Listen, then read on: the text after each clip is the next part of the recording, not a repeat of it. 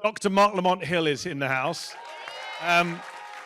We are short on time. I'm going to throw you this question as the scholar on the stage. Let me ask you this. Put in context for us, if you can briefly, what it means to be someone who is active and organized and protesting and resisting on the Black Liberation Front and the Palestinian Liberation Front in American history. Because something I said recently, and I'd love for you to expand on this, is we've seen this before, right? None of this is new. Students being demonized, the left being demonized, people being told you're anti the country. Like, this is what happened. Martin Luther King was not a popular guy when he was alive. He was not. So pick up from there if you can. Give us some context, because you're someone at the heart of all this. Yeah, no, thank you for that. And by the way, greetings, everybody. My deepest apologies. I was coming from New York and the train broke down. So I just, Amtrak be on that. So, but it's a wonderful question, and it's a wonderful question against the backdrop of the people on this panel, because everybody on this stage has paid a price. Everybody on this stage has taken a risk. Everyone has articulated an ethic of risk and then performed it in a way that mattered. It's easy to talk heavy when nothing is at stake. But when something's at stake, then you see what people are about.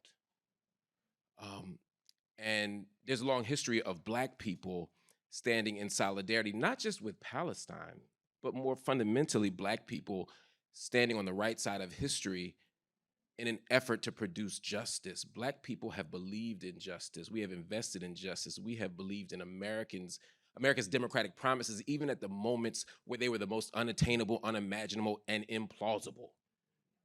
You know, we still fought for a world that we would not even see. And there are moments where we did that by trying to imagine elsewhere. You know, Black Palestinian solidarity has been going on for a long time, but there was a moment when you look at Black nationalist movements, to get to the scholarly part of it, think about Marcus Garvey's movement. Think about the UNIA. Think about other moments that said, we need a model of liberation. And at first, they looked to the Zionist movement. They looked, I mean, we gotta be honest about that. We're talking about historical accuracy. They looked in the late 1900s to this burgeoning movement that was happening in Eastern Europe, going to what was then Ottoman Palestine, and they were saying, wait a minute, these are people who are identifying as a single nation. These are people who are looking for justice. These are people who are looking for their own land. They're looking for freedom, justice, and equality. Let me look there. But Black folk don't take us long to figure stuff out. Stuff start looking funny in the light.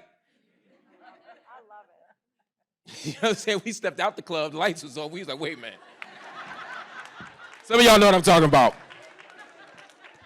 I've been on the train for a while. I'm a little silly right now. So, over time, what we began to recognize is that the liberation movement, which we recognize, the desire to be free from violence, the desire to be free from a state or a community or a world that hates you. Who has been more despised than African people? We saw that and we recognized, but we also understood that having liberated yourself from oppression does not give you a license to then oppress others, right? And you can see that now. Look at how South Africa responds to Israel versus how Germany responds to Israel. We both have deep wounds. We both don't have the moral high ground. And when I say we, you talk about the United States too, ain't none of us got the moral high ground. But the question is, at this moment, what do we do? And so over time, Black freedom fighters began to recognize that while the struggle for liberation is righteous, you can't jump out of a burning building and land on the back of somebody else. So what do you then do? And so you began to see, by the 50s, you began to see a turn for a couple of reasons. One, because of Black Muslims. The Black Muslim community has never been given the full credit or had the full debt paid. One, for creating, for opening up Islam in America, but also for creating a different vision of what the international community could look like. It wasn't about Black Palestinian solidarity, it was about internationalism. It was about a recognition that our liberation is bound up in the liberation of others around the globe, but not just as, hear me, don't just clap, hear me. This is not just about some leftist cliche.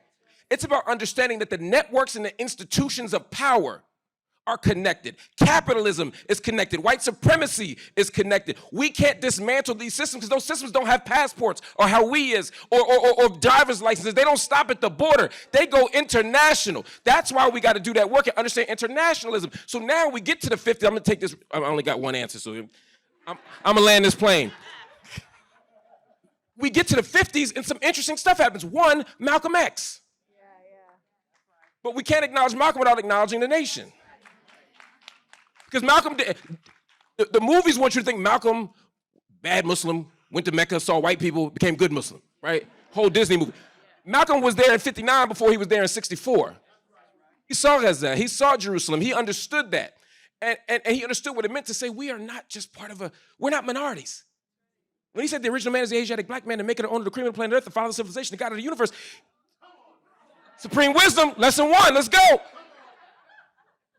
You understood that was an internationalist vision. So by the time you get to September, of 1964 in the Egyptian Gazette, when he's writing on Zionist logic, he's acknowledging that Zionism, before 67, he's acknowledging that Zionism is a problem, not because there's an issue with cultural Zionism, not because there's an issue with Jewishness, not because there's an issue with the cultural diaspora, but because this particular version of Zionism, political Zionism, is an ethno-national, settler colonial, apartheid movement that is dependent upon the expulsion and the erasure and the dispossession of Palestinian people. And I ain't scared to say it. So the last thing, as I move to my conclusion, she just started talking about black churches, you know what I'm saying? You get to 67. Now things really, really change if you look at it from a political analysis perspective, because now you have the 1967 war. Now, there's not even an illusion. It's very clear that this is a neo-colonial movement. It's indisputable at this point, because now Golan is taken, now Sinai is taken, now Gaza is taken, now East Jerusalem is taken. So by the time you get to the summer of 67, you got black internationalists all the way back to Bandung. Go back and read Malcolm's message to the grassroots or listen to it. But I'll take you back to 67 again. SNCC is now standing up. They wrote a newsletter about what had just happened in the 6-Day War, written, by the way, they say SNCC was written by Ethel Minor. We got to always write black women back into history as they get written out. It was Ethel Minor who wrote that newsletter. And so now you got a generation of children of Malcolm, the cultural nationalists, the Panthers, who were like, wait a minute, this thing is different. And what they try to do every Martin Luther King Day, as we move to the benediction, is they try to tell you King was a Zionist. King wasn't no Zionist. What King said is that he believed that Israel had a right to exist, but not the right to exist as an ethno-nationalist apartheid state. He was simply talking about respecting the territorial integrity after the 6-Day War as vis-a-vis UN Resolution 242 and 338. He was making a purely juridical or legal argument. That's all he was doing. But by the end, what did King say? He said, I'm not going back to the Holy Land. I don't want my name signed to that thing. He said, I think that Israel has grown arrogant and unyielding. He said they took Jerusalem and I'm not sure they'll ever get it back. That was in 68. It is now 2024 and they still have not given back East Jerusalem. So when we look at this moment with these people in this room, we are not alone. And when we walked through Ferguson, and then we walked to Jerusalem, and we walked to Jericho, and we walked to Gaza, when we walk from these places from Ferguson to Palestine, we are standing on the shoulders of generations of liberators and freedom fighters who dreamt more ambitious and audacious freedom dreams than we could have ever imagined. And so at this juncture in history, we no longer need to be afraid.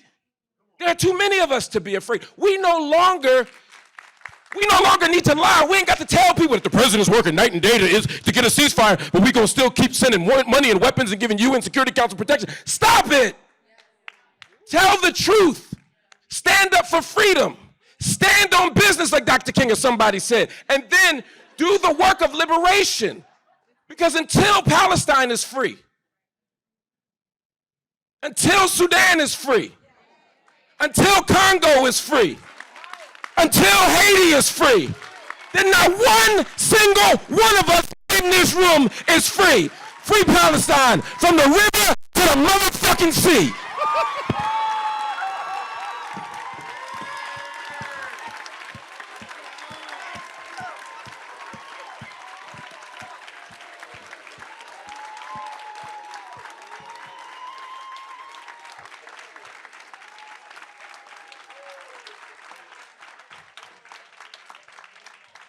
And Amtrak thought they could stop this guy.